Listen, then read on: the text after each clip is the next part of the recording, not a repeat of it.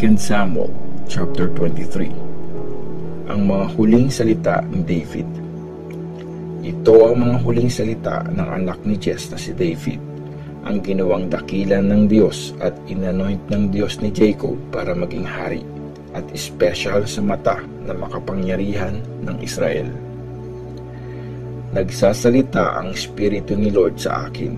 Nasa bibig ko ang message niya. Nagsalita ang Diyos ng Israel. Sinabi sa akin ng tagapagtanggol ng Israel, ang haring naglilid ng tama ng may takot sa Diyos, parang sikat ng araw sa umaga, pagkatapos ng ulan na nagpapakinang sa mga halaman. Ganon ang gagawin ng Diyos sa pamilya ko, kasi nangako siya sa akin at forever ito. Nakipagkasundo siya sa akin at hindi ito masisira. Iyan ang aking nais, iyan ang aking tagumpay.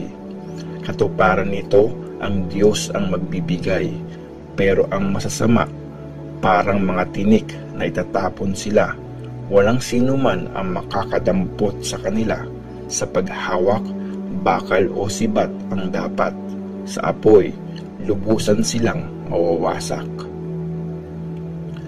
Ang tatlong pinakamatapang na warriors ni David. Ito ang mga pangalan ng mga matatapang na sundalo ni David. Ang una ay si Josheb-Basshebet na taga Takemon. Siya ang leader ng grupong tinatawag na tatlong pinakamatapang. Gamit ang sibat, pinatay niya ang 800 na kaaway sa isang laban lang. Pangalawa sa tatlong pinakamatapang ay si Eleazar na anak ni Dodo, mula sa lahi ni Aho. Siya ang kasama ni David nang lubusin sila ng mga Philistines. Umatras ang mga Israelites, pero naiwan si Eleazar at hinarap ang mga Philistines hanggang sa nanigas na ang kamay niya at hindi na mabitawan ang espada niya. Grabe ang pagkapanalo ni Lord noong araw na yon. Nung bumalik ang mga Israelites, kinuha na lang nila ang mga armor ng mga namatay. Ang pangatlo ay si Shama na anak ni Agi na taga Harar. Nagather niya ang mga Philistines sa Lehi, kung saan may taniman ng peas doon. Umatras ang mga Israelites pero naiwan si Shama sa farm. Pinoprotektahan niya ito at pinatay ang mga Philistines.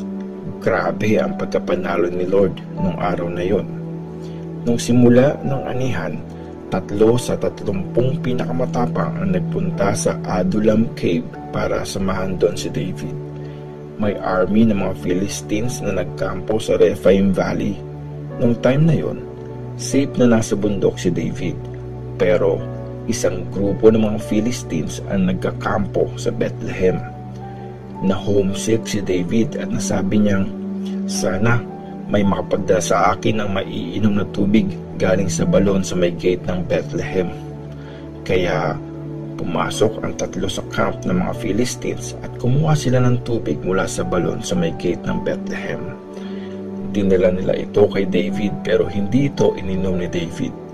Instead, binuhos niya ito bilang offering kay Lord at sinabi niya, hindi ko ito maiinom, Lord, para ko na ring ininom ang dugo ng mga taong ito na nagtaya ng buhay nila para lang dito.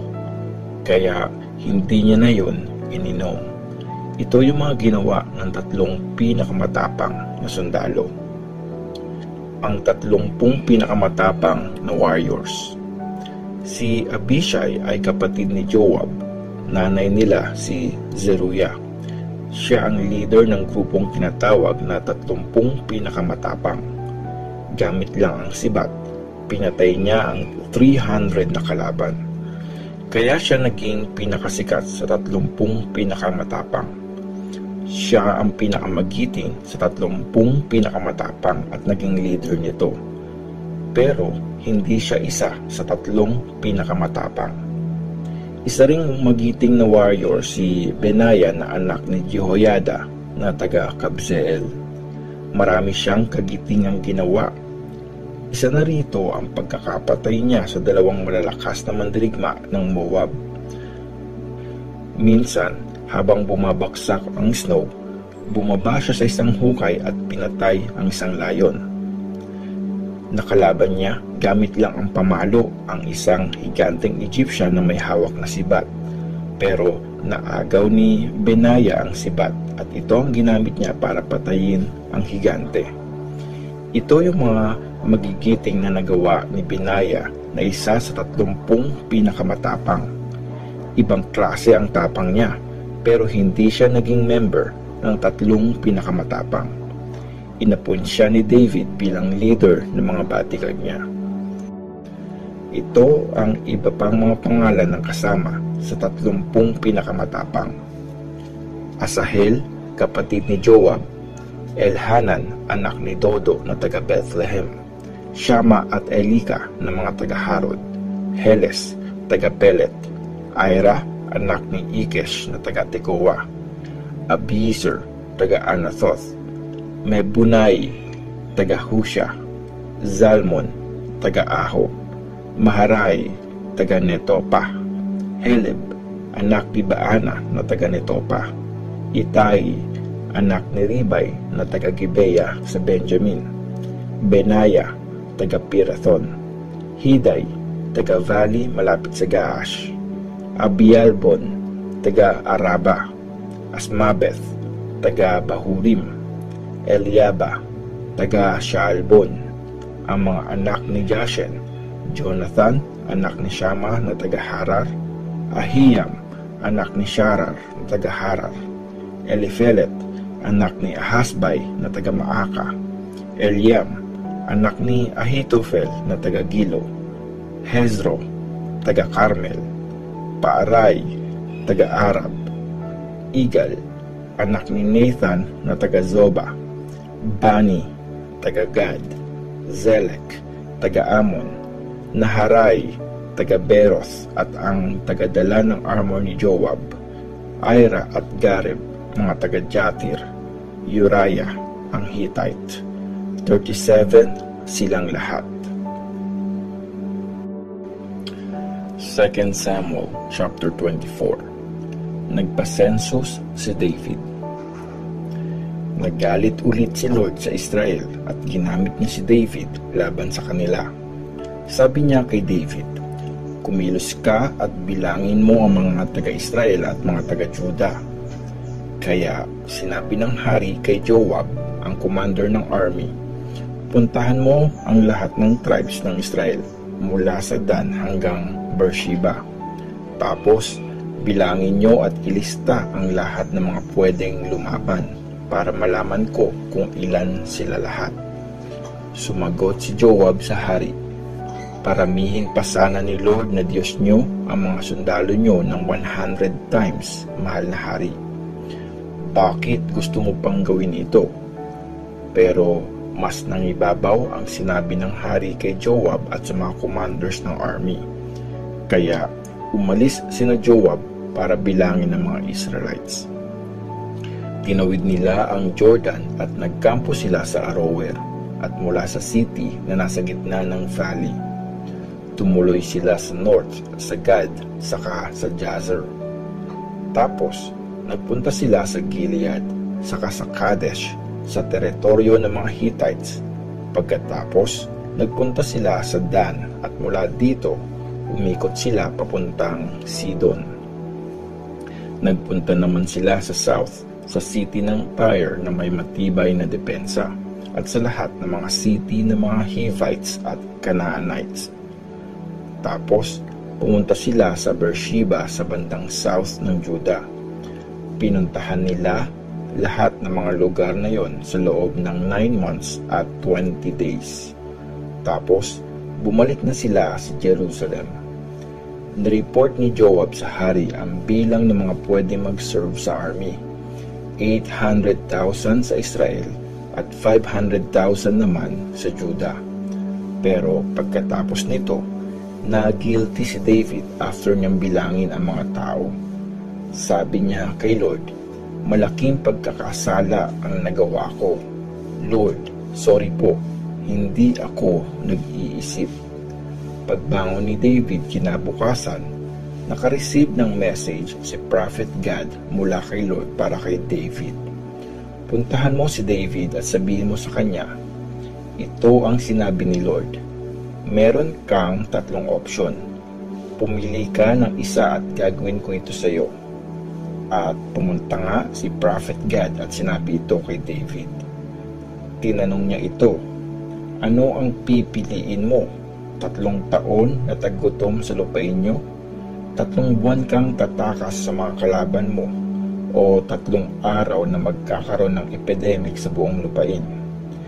Isipin mong mabuti kung anong pipiliin mo para masabi ko kay Lord na siyang nag-utos sa akin. Sumagot si David kay Prophet Gad, grabe, ang bigat naman sa dibdib nito. Pero dahil malaki ang awa ni Lord, pipiliin ko na lang na mag-suffer kami sa kamay niya, kesa mag-suffer ako sa kamay ng mga tao. At nagpadala si Lord ng nakamamatay na sakit sa Israel nung umaga rin na yun hanggang sa time na sinet ni Lord. Lahat ng namatay mula Dan hanggang Beersheba ay 70,000. Pero nung wawasakin na ng angel ni Lord ang Jerusalem, nagbago ang isip ni Lord. At sinabi niya sa angel na papatay sa mga tao, itigil mo yan, tama na. Nung time na yon, nasa giikan na ito ni Arauna na Jebusite. Nung nakita ni David ang angel na pumapatay sa mga tao, sinabi niya kay Lord, nandito po ako. Ako po ang nagkasala. Mali po ang ginawa ko. Pero ano pong kasalanan ng mga taong ito? Ako at ang pamilya ko po ang parusahan nyo. Ang altar ni David para kay Lord. At pumunta si Prophet Gad kay David nung araw din na yun at sinabi sa kanya, umakyat ka sa giikan ni Arauna na Jebusite at magtayo ka doon ng altar para kay Lord. Kaya ng instruction ni Prophet Gad, nagpunta nga si David ayon sa utos ni Lord. Nang makita ni Arauna na papunta sa kanya ang hari at ang mga servants nito, sinalubong niya sila at tumapa siya sa harap ng hari.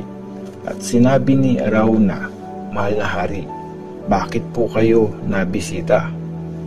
Sumagot si David, bibilhin ko ang giikan mo. Magtatayo ako ng altar para kay Lord para mahinto na ang epidemic na ito. Sinabi ni Arauna kay David, sige po, kunin niyo po, mahal na hari. Gamitin niyo po sa pag-worship niyo.